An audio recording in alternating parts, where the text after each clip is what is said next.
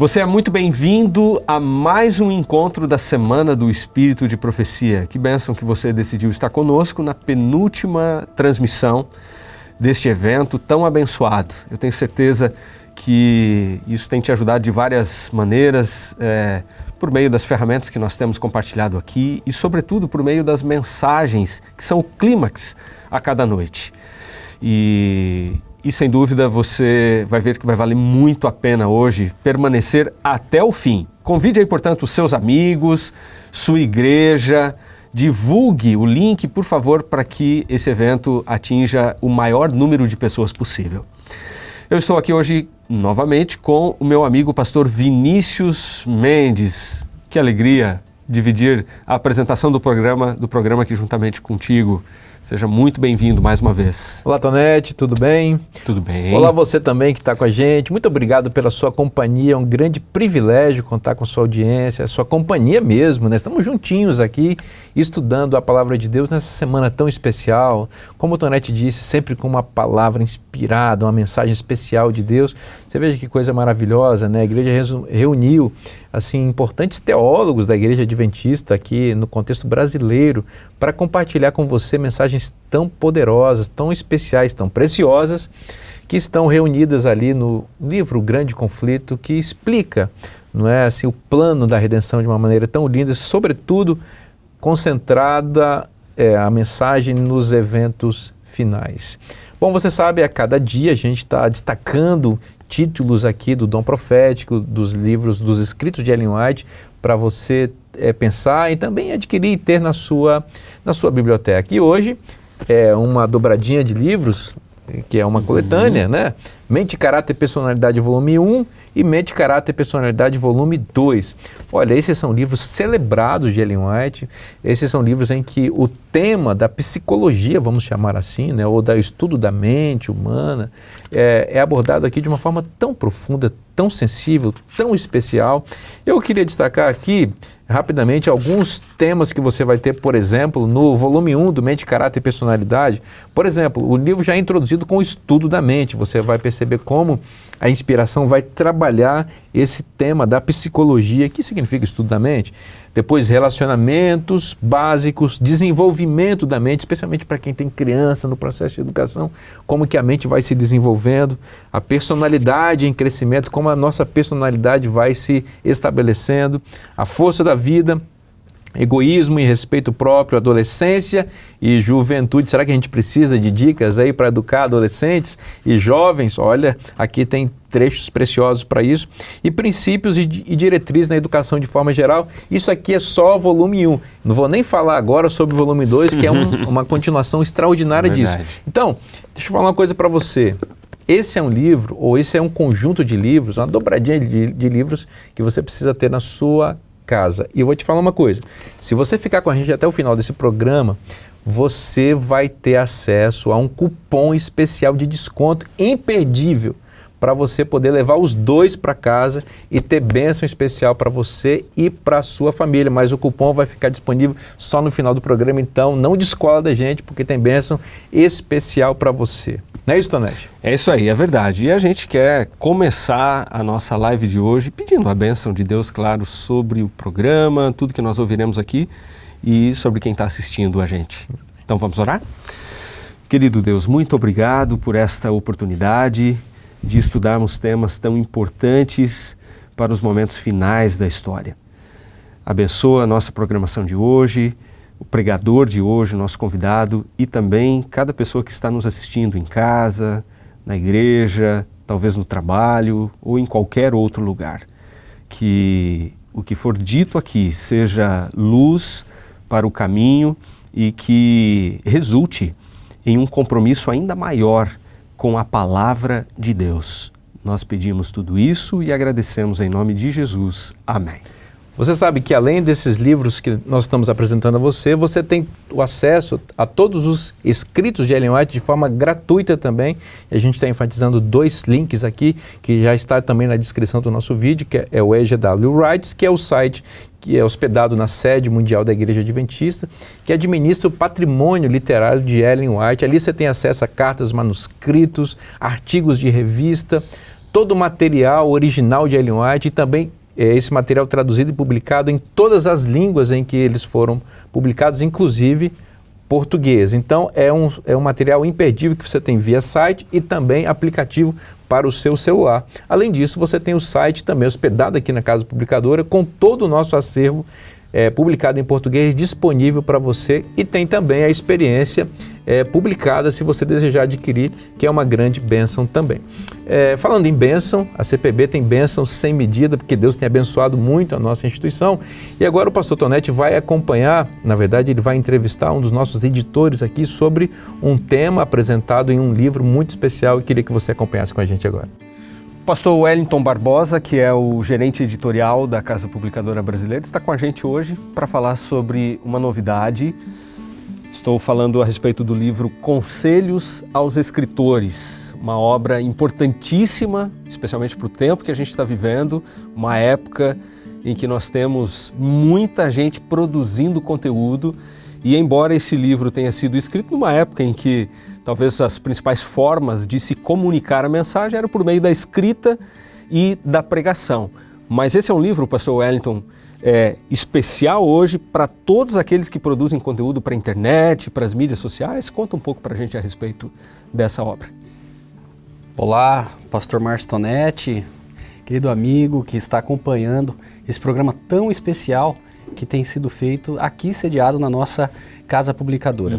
De fato, nós estamos vivendo uma situação em que as pessoas elas produzem e consomem informação. As redes sociais elas permitem isso, né? Então, por mais que uma pessoa ela não trabalhe com comunicação, se ela está envolvida numa rede social, ela está produzindo conteúdo. Este livro ele foi escrito, é uma compilação, né, da década de 40. Os compiladores eles escolheram textos de Ellen White falando a respeito do uso apropriado da mídia, da principal mídia dos tempos dela, que era a mídia escrita. Mas os princípios eles são atemporais, né? Porque eles lidam basicamente com 3 pontos. O primeiro, conteúdo, né? Qual é o conteúdo que deve sair de uma publicação adventista, de um líder adventista, de um membro adventista, né? Quais são os conteúdos que são pertinentes, né? O segundo ponto é abordagem. Às vezes você tem o conteúdo, mas você não tem a abordagem correta. E esse livro fala a respeito desse tema também. Então, você terá o conteúdo correto, a abordagem correta e também a questão das imagens. Quais imagens você pode utilizar? Então, Ellen White, ela trabalhou alguns conceitos ao longo do ministério dela, né? Repito, olhando primariamente para a mídia impressa dos tempos dela, mas esses princípios eles se aplicam a tudo, porque hoje nós lidamos com conteúdo, nós lidamos com abordagem e nós lidamos também com imagem. E aqui nós temos princípios muito claros, a aplicabilidade deles é muito simples e eu tenho certeza de que toda pessoa que ler esse material, ela vai ser enriquecida com as orientações. Eu vejo, e a gente acompanha por força da nossa própria função, né? Nós trabalhamos com a mídia aqui da CPB, né? Na Revista Adventista nós trabalhamos, né? Acompanhando as redes sociais, temos a mídia impressa também. Quanta coisa a gente acaba percebendo que as pessoas, muitos dos nossos irmãos acabam se envolvendo em alguns debates nas redes sociais, talvez em alguma mídia impressa também, que se tivessem lido esse material, certamente teriam uma atitude diferente. Então acho que esse é um material que, embora tenha sido escrito no século XIX, né, os princípios eles nos alcançam e eles continuarão, enquanto Jesus não voltar, eles continuarão válidos. Perfeito. Ou seja, em resumo, é um livro não só para quem trabalha numa instituição como a nossa aqui, na área editorial, ou numa TV como a Novo Tempo, emissoras de rádio, ou diretamente com a internet, nos canais da igreja, mas para todo aquele que produz conteúdo, seja o próprio líder da igreja local, enfim, para todo mundo. Sem dúvida. Até porque o que nós temos hoje em dia, né, além das instituições de comunicação da igreja, nós temos as igrejas produzindo conteúdo. Perfeito. E os líderes dessas igrejas produzindo conteúdo nas suas próprias contas. Então, eu creio que toda pessoa que tem interesse em se comunicar com clareza e comunicar a mensagem adventista com clareza, seja na mídia impressa ou na mídia digital, certamente será beneficiado com o conteúdo desse livro. E uma outra novidade é que ele vem com a linguagem atualizada, certo? Faz parte da coleção dos escritos de Ellen White que estão passando por essa atualização, estão com uma nova roupagem, nova capa. É uma virtude que nós estamos trabalhando aqui na CPB, estamos quase chegando no final, e o pastor Vinícius, que tem trabalhado, feito essa semana com você aqui, ele é o líder desse trabalho, e nós temos novidades chegando aí, até o meio do ano que vem tem coisa boa para a gente anunciar para o nosso público. E esse é um dos materiais que estão sendo apresentados com essa nova linguagem, com uma linguagem mais contemporânea, o que facilita a compreensão e também a aplicação desses princípios em nossos dias. Excelente, perfeito. A gente agradece muito pelo seu tempo para falar com o pessoal que está assistindo lá de casa ou das nossas igrejas, a nossa Semana do Espírito de Profecia. Obrigado mesmo. Gratidão é minha. Que bênção, né? É muito conteúdo, é coisa muito preciosa, disponível para a gente continuar crescendo na Palavra de Deus. Ainda nessa linha, eu apresento você também esse material, você vê que essa semana é para você ver tudo aquilo que tem disponível, né? E esse livro aqui, olha só, dá uma olhada na grossura desse livro, que é um livro muito especial, que é uma biografia escrita sobre Ellen White, a biografia de Ellen White escrita pelo seu neto, não é? Arthur White. É uma biografia muito especial, disponível aqui no nosso catálogo. Se você deseja adquirir e conhecer mais sobre a vida dessa mulher muito especial, é só você acessar cpb.com.br. Perfeito, é a biografia mais completa que nós temos em língua portuguesa sobre Exatamente. a autora, né? Muito bem, pastor Vinícius, amigos que estão nos acompanhando, chegou o momento mais importante aqui do nosso encontro, momento de ouvirmos a palavra de Deus. E hoje sobre um tema, pastor Vinícius, sobre o qual muita gente tem dúvida e tem medo também, morte, né? Quando nós falamos a respeito disso, muitas pessoas não sabem o que acontece quando a pessoa morre, né? Será que ela reencarna? Será que a pessoa tem uma outra existência? Será que a vida após a morte? O que a Bíblia tem a dizer sobre esse assunto? Que é uma temática fundamental dentro do panorama do grande conflito, né? Como a gente não ser enganado a respeito desses enganos mortais, né? Digamos assim. E hoje quem vai falar para nós, pastor Vinícius, sobre esse tema é o pastor Dr. Isaac Malheiros, que é professor do Seminário de Teologia do UNASP, campus Engenheiro Coelho. Ele é doutor em teologia e vai trazer uma reflexão profunda a respeito desse tema. Então, fique conectado, porque é o momento de você tirar as suas dúvidas a respeito desse tema tão importante. Olá, como está você? Eu sou o pastor Isaac Malheiros e é muito bom estarmos aqui para estudarmos juntos alguns temas bíblicos importantes. Hoje vamos lidar com a seguinte pergunta: é o homem imortal? Como a Bíblia responde a essa questão? Mas antes de abrirmos a palavra de Deus, eu convido você para fazermos uma breve oração. Amado Deus, estamos aqui com a mente aberta, o coração aberto para ouvir a Tua voz. Que o Senhor nos fale por meio da Sua palavra. Em nome de Jesus pedimos. Amém. Vamos começar falando do engano da imortalidade da alma. O tema da imortalidade da alma foi um dos primeiros enganos de Satanás desde o início da história humana. Após criar o homem e a mulher, ali em Gênesis, no capítulo 2, versículo 16 e 17, o Senhor disse: de toda a árvore do jardim comerás livremente, mas da árvore do conhecimento do bem e do mal, dela não comerás, porque no dia em que dela comeres, certamente morrerás. Eu quero destacar essa frase, certamente morrerás. Mas então, no capítulo 3, no capítulo seguinte, aparece a serpente, que é o diabo. E veja o que está escrito em Gênesis 3, verso 4. Então a serpente disse à mulher: certamente não morrereis. Deus disse: vocês vão morrer, e Satanás disse: vocês não vão morrer. A origem do engano da imortalidade é a serpente do Éden. Satanás usou a serpente para enganar Eva, prometendo que, ao desobedecer, eles não morreriam, mas se tornariam como Deus, conhecendo o bem e o mal. Portanto, a imortalidade da alma, prometida por Satanás no Éden, foi o primeiro engano que ele pregou à humanidade. Essa falsa doutrina que sustenta que os seres humanos são imortais por natureza, se tornou parte da teologia cristã, infelizmente, sendo pregada em muitos púlpitos E muitos pregadores hoje fazem eco à declaração da antiga serpente. Depois do pecado, Adão e Eva perceberam a verdade da sentença de Deus. És pó e ao pó tornarás. O que implica em morte física. Deus os afastou da árvore da vida, cujo fruto poderia garantir a imortalidade, e assim a humanidade foi condenada à mortalidade. Sempre que as palavras imortal ou imortalidade aparecem na Bíblia, é para dizer que só Deus tem a imortalidade, ou que as pessoas vão ter no futuro, quando ressuscitarem dos mortos. Elas vão ter a imortalidade. Nunca aparece relacionada com a alma na nossa condição atual. Além disso, a Bíblia fala muitas e muitas vezes sobre a morte e a destruição da alma. Ou seja, segundo as Escrituras, o homem, o ser humano, é uma alma. A alma não é uma parte de nós, e sim o homem todo. Quando Deus criou o ser humano, aqui em Gênesis, no capítulo 2, verso 7, ele disse, aliás, o texto diz, o Senhor Deus formou o homem do pó da terra e soprou nas suas narinas o fôlego de vida, e o homem tornou-se alma vivente. A palavra hebraica nefesh. O homem se tornou alma.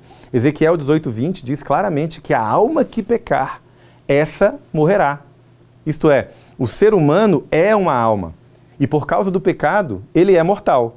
Por causa do pecado, almas morrem. A partir daí, o homem não possui a imortalidade por natureza. A imortalidade é um dom, um presente que só pode ser obtido por meio de Jesus, que é o único caminho para a vida eterna. A Bíblia diz que só Deus possui a imortalidade. 1 Timóteo 6, verso 16. Ele é o único que possui imortalidade. Ele é o único que é imortal. A imortalidade, então, não é uma característica natural dos seres humanos. A imortalidade é um atributo divino, é um atributo de Deus. E ele concede a imortalidade apenas para os salvos.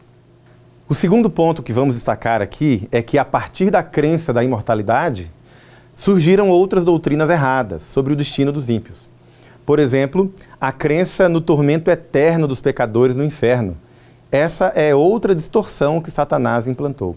Ele usa essa ideia para pintar Deus como um tirano vingativo.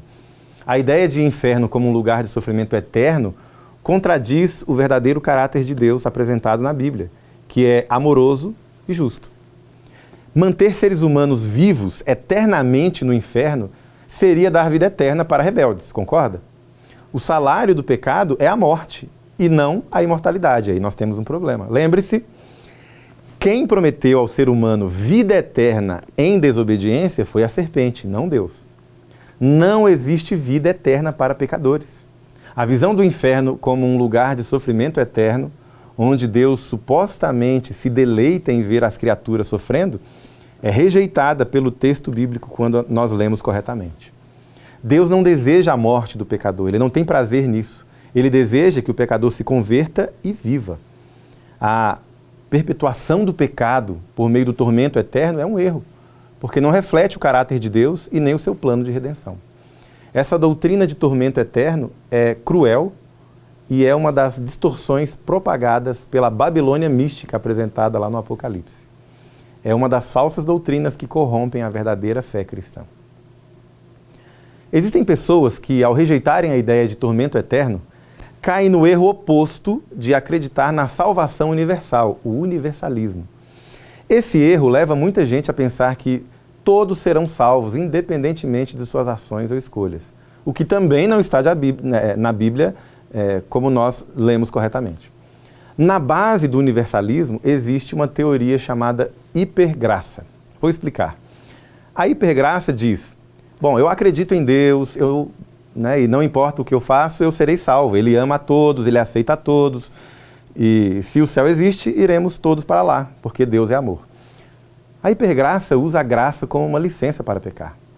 No entanto, esse nome, hipergraça, está errado, porque uma graça que apenas acolhe o pecador sem transformá-lo, sem conversão do coração, não é uma graça exagerada, mas uma graça diminuída, uma subgraça. Então nós temos aqui dois extremos, a doutrina do inferno eterno e a doutrina do universalismo. Porém, nós não somos obrigados a escolher um dos dois caminhos errados. existe o caminho bíblico.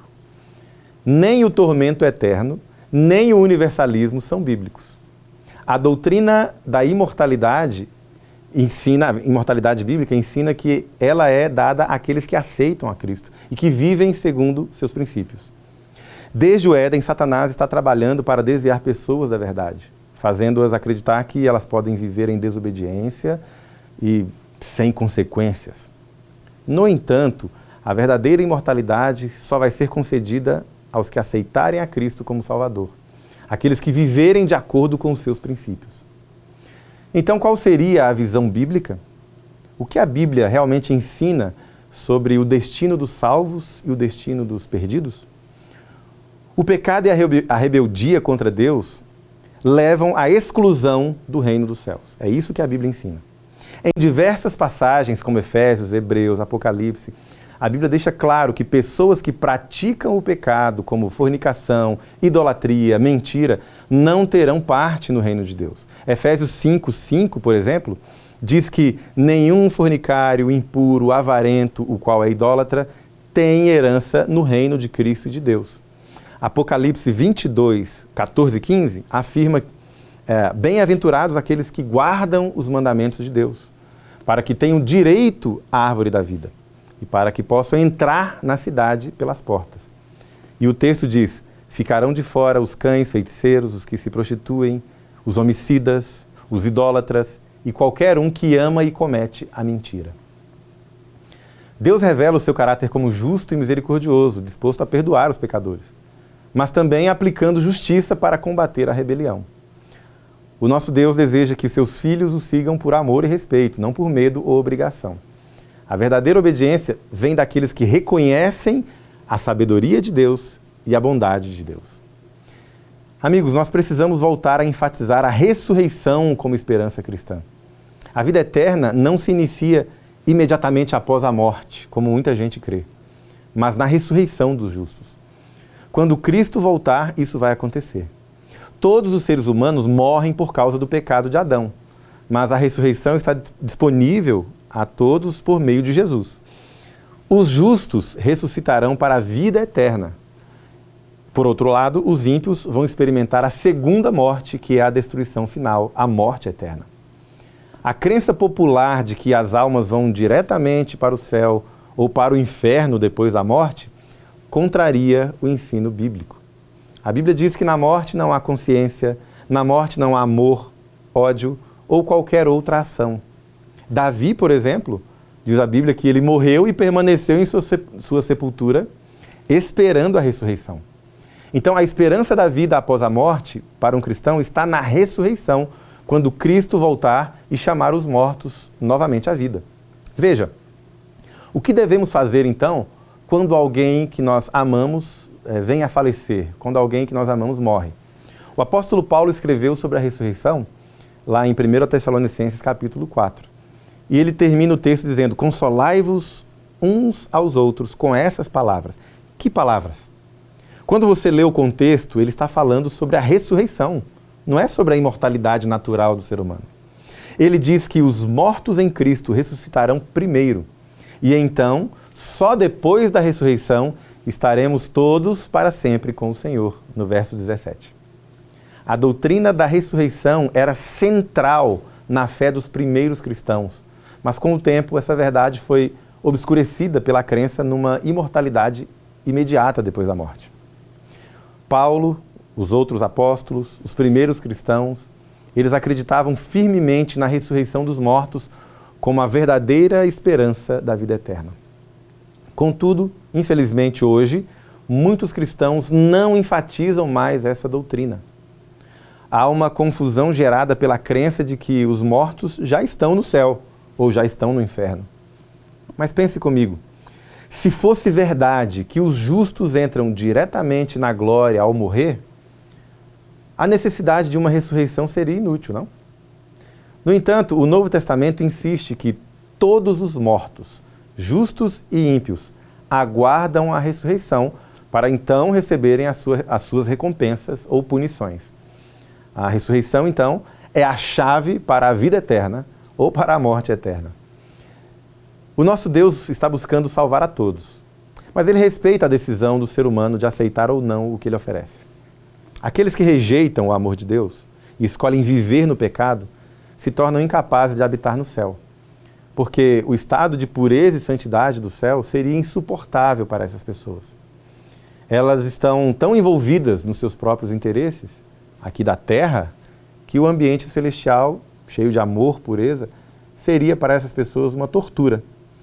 Então, a exclusão dos ímpios do céu é o resultado de suas próprias escolhas. E é um ato de justiça e, por que não, até de misericórdia de Deus, que respeita o desejo de cada um de não participar do reino dos céus. Assim como aconteceu com Caim, com Sodoma, Gomorra, as pessoas da época de Noé, Deus destrói os ímpios para proteger o bem maior. Os pecadores influenciados por Satanás continuam a levar outros pecadores, outras pessoas, à rebelião contra Deus. Então, a destruição final dos ímpios será uma manifestação da misericórdia divina para o universo. Ele vai eliminar o pecado e as suas consequências. Amigos, a Bíblia ensina que o salário do pecado é a morte, não é a vida eterna no inferno. E a morte aqui é a segunda morte, que é o resultado da rejeição ao arrependimento e à graça de Deus. Além disso, a crença popular de que as almas dos ímpios são condenadas ao tormento eterno é desmentida pela Bíblia. Deus não permite que os ímpios sofram eternamente, mas sim, Ele vai destruir aqueles que não se arrependem. O pecado será completamente erradicado do universo. O pecado e todas as suas consequências. Esse, então, é o plano final de Deus para restaurar a paz e a justiça no universo.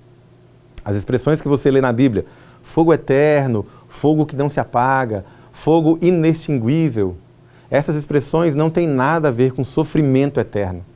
E isso faz sentido porque a Bíblia tem vários exemplos onde essa linguagem de fogo eterno ou inextinguível fala mais dos efeitos do fogo do que de quanto tempo o fogo vai durar. Por exemplo, se você ler Isaías capítulo 34, versículo 9 a 10, nós lemos ali uma profecia sobre Edom. Os rios de Edom vão virar piche, o chão vai se transformar em enxofre, a terra vai pegar fogo.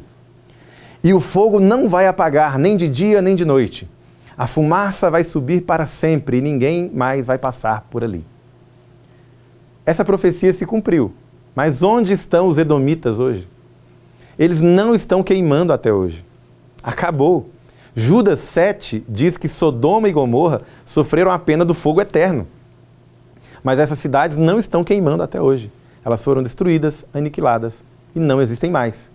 O destino dos ímpios não é o tormento eterno, mas é a destruição e o esquecimento eterno.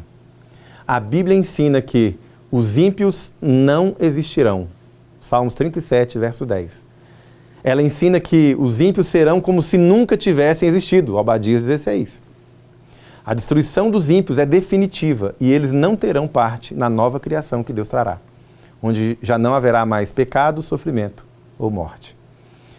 Esse entendimento do fim dos ímpios está em harmonia com o caráter de Deus, que é justo e misericordioso.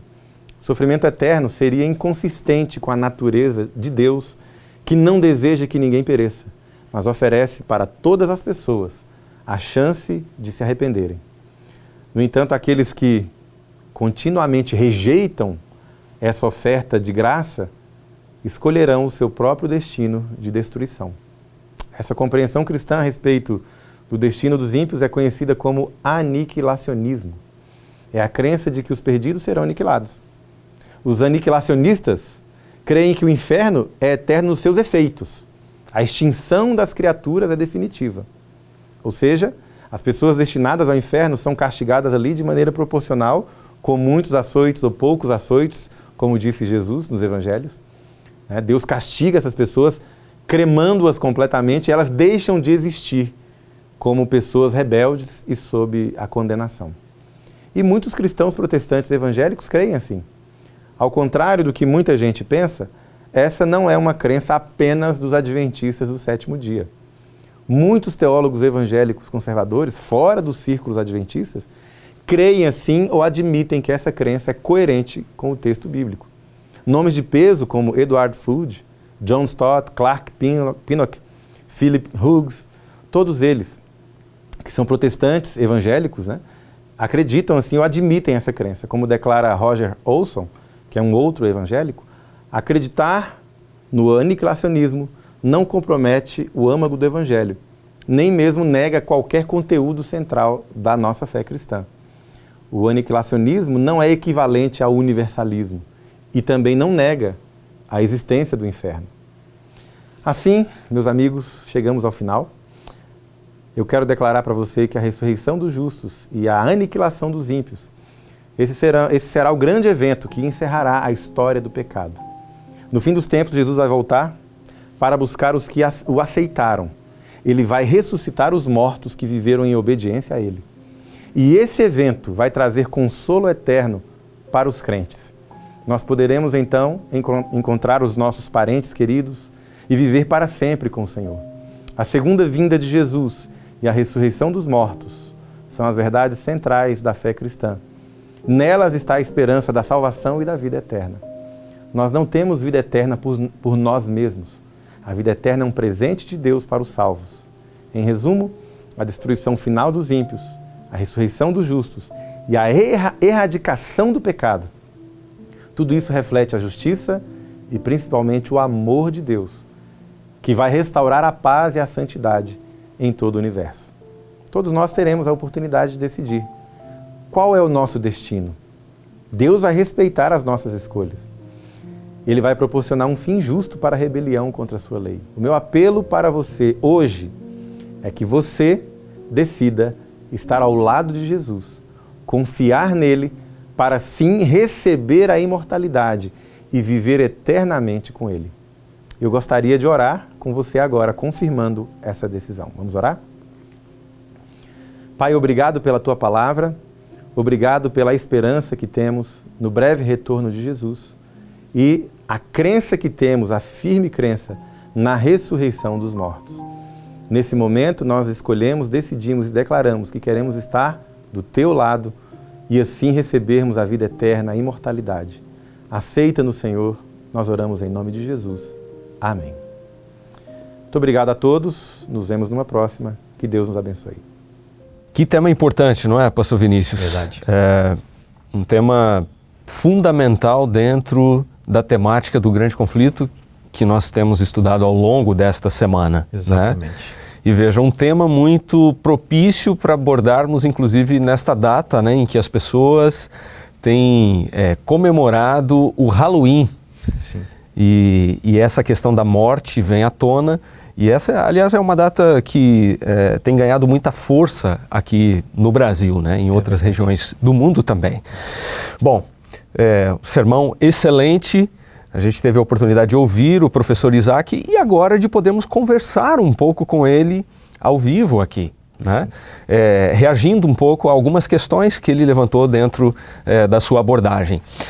Professor Isaac, pastor Isaac, muito bom a gente poder conversar contigo, ampliando um pouquinho mais esse tema que o Senhor trouxe para nós, o tema da morte. O que acontece com o ser humano após a morte? E eu fiquei pensando, ao ouvir aqui a sua fala, talvez a crença na imortalidade da alma seja uma das que mais estão presentes no imaginário popular, né? Por que essa popularidade?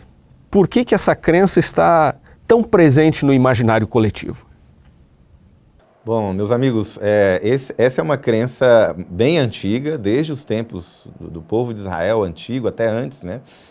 Os povos que estavam ao redor de Israel, eles acreditavam na imortalidade, acreditavam na reencarnação, mas falando de hoje, o nosso pensamento é muito influenciado pelo pensamento pagão grego.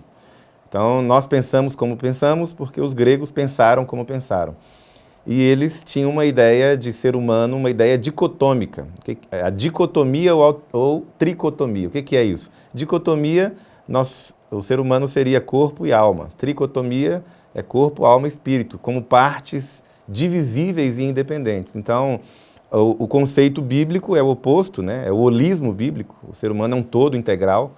Não existe uma alma que vive separada do corpo. Mas a explicação é essa, né? Nós precisamos decidir hoje se a gente quer ser bíblico ou pagão, né? Se nós somos seguidores de Jesus, ou seguidores de Platão. Eu sugiro que sejamos seguidores de Jesus nesse pensamento. Excelente, pastor Isaac. Na sua exposição, você mencionou que é uma crença bíblica muito clara de que nós somos uma alma e não temos uma alma. No entanto, algumas passagens bíblicas parecem sugerir a presença da alma.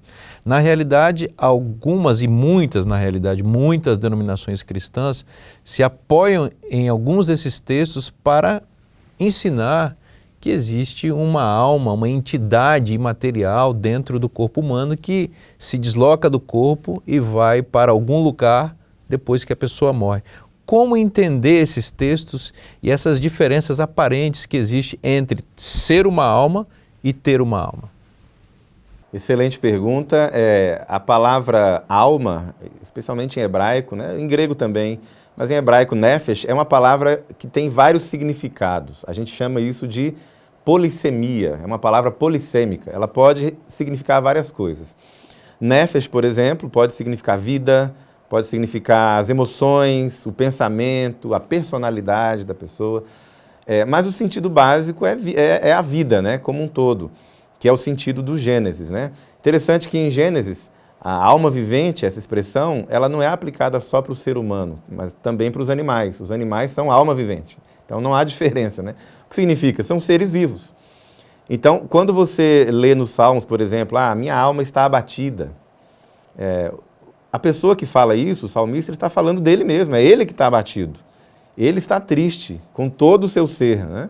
Não é uma entidade fora dele que agora fica abatida.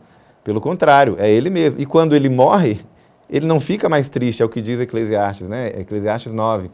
Tudo que você tiver que fazer, faça bem feito, porque na morte não existe mais nada disso, né? Nem amor, nem ódio, nem nada. Então, nós precisamos ficar atentos a essa utilização polissêmica da palavra alma. E, só para terminar, nenhuma desses sentidos que se referem à emoção, ao pensamento, esses sentidos mais metafóricos, ao desejo também, né? A palavra nefesh pode ser fome ou sede. Nenhum desses sentidos se refere a algo que existe fora do corpo, independentemente ou pós-morte, né? Você não tem fome pós-morte, desejo pós-morte. Você não tem tristeza pós-morte, de acordo com o texto bíblico. Então, basta a gente ver o contexto. Está falando do quê? Do sentido básico? Vida? Então, é vida, é o ser humano como um todo. Não existem partes que sobrevivem depois da morte, né? Eu acho que, se a gente lê assim, estaremos no caminho seguro. Perfeito.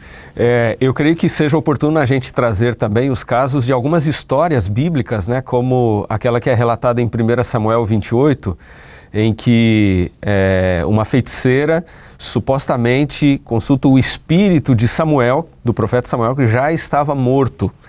Como que a gente entende esses textos e por que a Bíblia também, nesses casos, dessas histórias, ela não endossa a crença na imortalidade da alma, né?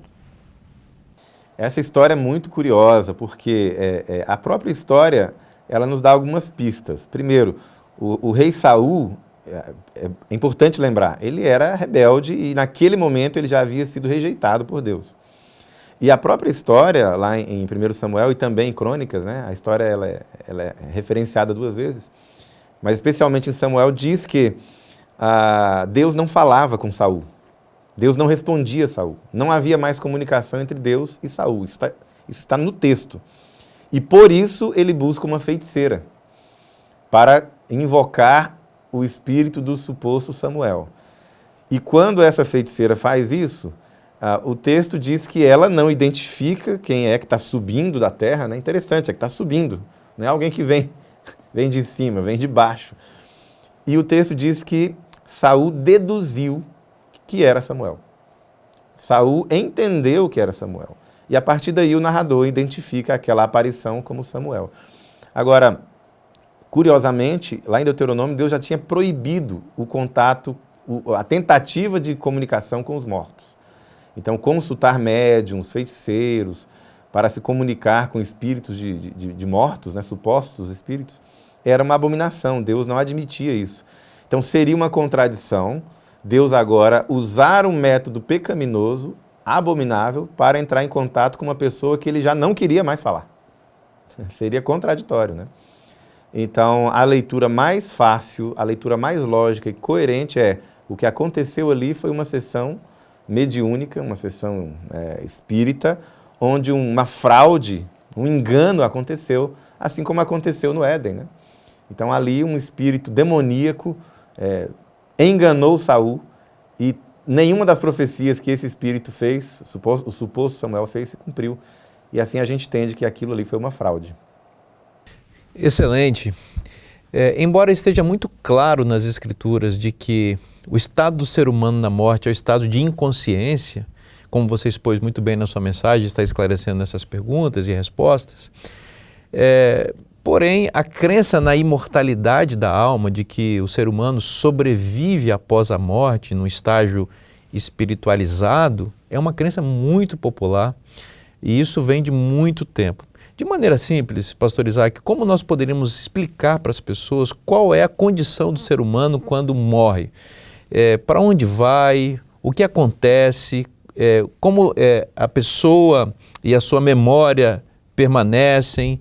Existe alguma possibilidade de comunicação com a pessoa que já morreu? Explica isso de maneira simples para os nossos telespectadores. Bom, a Bíblia começa mostrando como que o ser humano é feito, né? Em Gênesis. Então, é uma equação muito simples, né? É o corpo, o pó da terra, o corpo, mais o sopro de Deus, o fôlego de vida, isso se torna uma alma vivente. Por que é uma alma vivente? Porque na Bíblia existe alma morta, né? Ezequiel 18 fala da alma morta, né? A alma que pecar, essa morrerá. Outros textos de Levítico e Número utilizam a expressão alma morta. Então, a alma morre na Bíblia. E o que acontece na morte é o oposto da criação. Eu vou ler para a gente aqui o que está no livro de Eclesiastes, no capítulo 12, a partir do versículo, no finalzinho ali, versículo 7 diz assim: pois então o pó voltará à terra e o espírito voltará a Deus que o deu. Ou seja, é a equação do Gênesis agora desfeita. O pó volta para a terra e o espírito, o sopro, volta para Deus. Esse sopro é o sopro mesmo, né? O vento, o ruar. Ele não é algo consciente, porque a Bíblia diz que na sepultura ninguém louva a Deus. Então, o que acontece na morte é uma pergunta que exigiria mais tempo, mas basicamente, o que acontece na morte, Jesus comparou a um sono com Lázaro.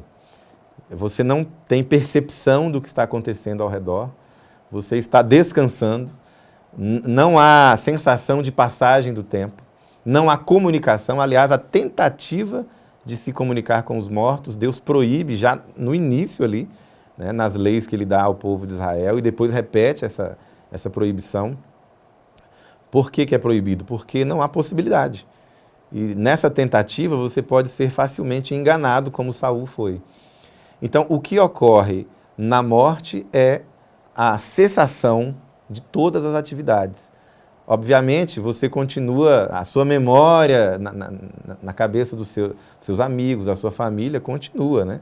Mas você não percebe nada. A esperança do cristão, como eu falei ali no sermão, é a ressurreição. A imortalidade é um prêmio que vai ser dado apenas para aqueles que aceitarem a Jesus como seu Salvador. A imortalidade não é inerente ao ser humano. Ele vai conceder isso, Deus vai conceder isso àqueles que forem salvos. E, se me permitem, eu quero sugerir aqui para aqueles que estão interessados em aprender mais, o livro Grande Conflito, que é o que nós estamos discutindo nessa série, né? No capítulo 33, nós temos mais detalhes sobre isso. Então, aqueles que querem saber mais, consultem o capítulo 33 dessa obra. Ali você vai ter mais argumentos para embasar a crença biblicamente na mortalidade da alma ou na imortalidade condicional, né? E eu espero que todos nós aqui que estamos participando dessa live já tenhamos a certeza da vida eterna por já termos decidido estar ao lado de Jesus. Muito bom, muito bom. Tema, como a gente disse, importantíssimo. A realidade da morte é uma realidade triste, dura, mas essa perspectiva, a perspectiva bíblica, nos dá esperança, né? Apesar de a pessoa Morreu, é um estado de inconsciência, de inexistência absoluta, mas há esperança da ressurreição. Que importante a gente falar sobre isso. Dr. Isaac, muito obrigado mais uma vez pela sua disponibilidade de conversar conosco sobre esse tema dentro da Semana do Espírito de Profecia. Eu que agradeço a oportunidade e se alguém quiser mais informações, nós temos os canais aí da Igreja Adventista. Eu também disponibilizo o meu canal pessoal, as minhas redes sociais, sempre à disposição para a gente estudar a Bíblia juntos. Perfeito. Forte abraço. Tchau, tchau.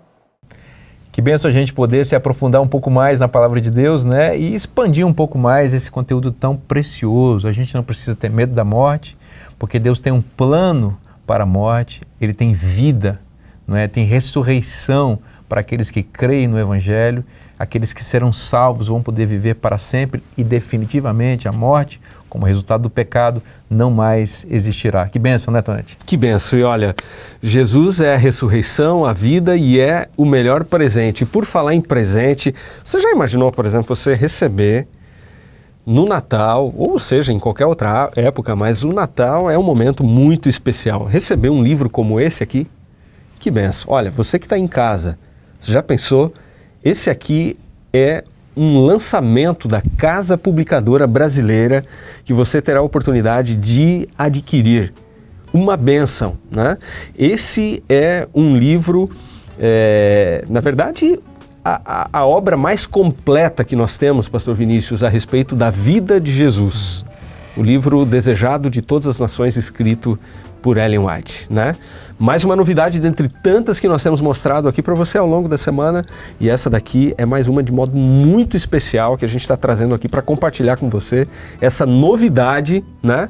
Para que você tenha a oportunidade de ter na sua casa para abençoar a sua família e de também poder presentear amigos, familiares com algo que vai marcar a vida delas e que vai trazer salvação, luz e salvação para dentro de casa. Falando em presente, a CPB tem um presente especial para você no contexto da Semana do Espírito de Profecia e especialmente para você que está ligadinho com a gente até o final aqui desse programa tão especial de hoje. Eu mencionei no início, você está lembrado? Um cupom especial de desconto para aqueles que desejam adquirir a dobradinha de livros Mente, Caráter e Personalidade, volume 1 e volume 2. Então, se você está com a gente, hoje você tem a oportunidade de acessar esse cupom de desconto que fica valendo hoje até meia-noite para você comprar com muito desconto especial, um desconto muito especial, esses dois livros que certamente vão abençoar a sua vida e a sua família, Mente, Caráter e Personalidade, volume 1 e volume 2. E olha, Pastor Vinícius, chegamos ao fim de mais um encontro aqui. Mas amanhã tem mais, hein? Última noite, você não pode perder. Nós teremos aqui mais uma reflexão, uma explicação detalhada a respeito do que acontecerá após a vinda de Jesus. Muita gente tem dúvidas sobre esse assunto e será uma oportunidade de você esclarecer de uma vez por todas esse tema, com base na palavra de Deus. E quem vai trazer essa reflexão para nós amanhã será o pastor Felipe Amorim, da Escola Bíblica da Novo Tempo. Então, aproveita aí, assim que a gente encerrar a nossa transmissão de hoje, convida seus amigos, fala aí com a sua igreja, a liderança da sua igreja, para que você não perca amanhã e os seus amigos também não. A gente agradece, né? Todos aqueles que permaneceram até o fim aqui do nosso encontro. A gente deseja que Deus te abençoe e que a gente se encontre novamente amanhã aqui às 8 da noite. Jesus disse, eu sou a ressurreição e a vida, aquele que crê em mim, ainda que morra, viverá. Essa é a grande esperança, a grande promessa. Então continue crendo em Jesus, não tenha medo da morte, porque Jesus é a ressurreição e a vida. E é por causa disso que nós estamos aqui e é para isso que estamos aqui, ajudando as pessoas a conhecer um pouco mais sobre o Evangelho de Jesus. A gente espera você amanhã. Que Deus te abençoe muito. Um forte abraço e até amanhã.